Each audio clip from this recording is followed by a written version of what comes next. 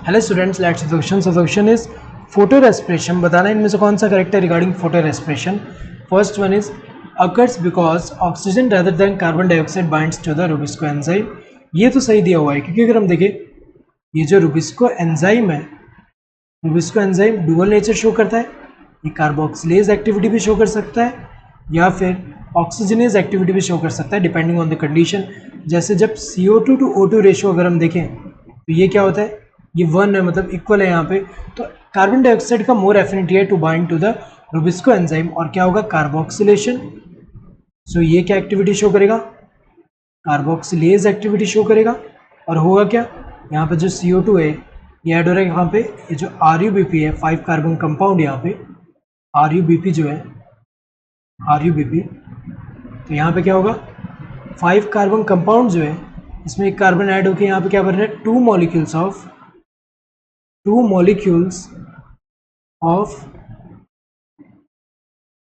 Three phosphoglycerate.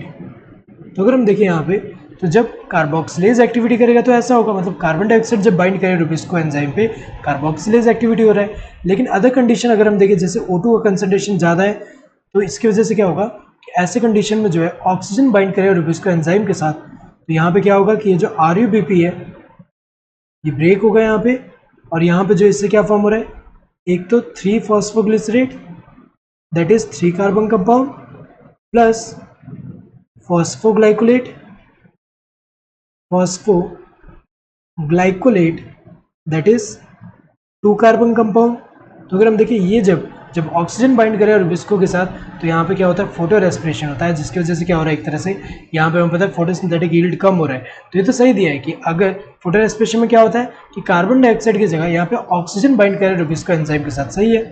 Occurs more in C4 plants then in C3 plants under similar condition, गलत दिया हुआ है, क्योंकि हमें पता है C4 प्लांट जो है उनमें स्पेशलाइज मैकेनिज्म है टू अवॉइड फोटो रेस्पिरेशन।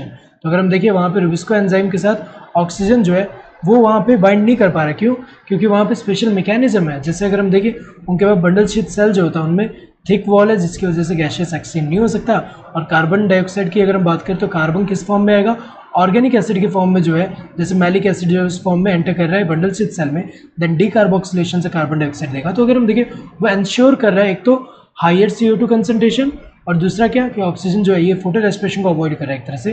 तो यहाँ पे ये तो गलत दिया है, C4 प्लांट में तो नहीं होता, C3 प्लांट में होता है, लेकिन C4 प्लांट में तो नहीं होता है, गलत दिया हुआ है।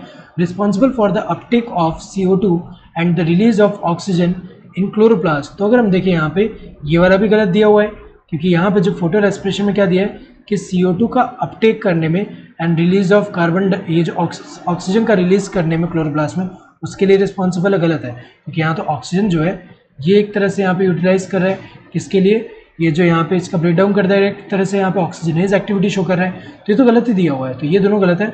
ऑल ऑफ दिस तो होगा नहीं, यही करेक्ट है बस पहला वाला। So correct answer this first one. Hope you understood the question. Thank you and all the best.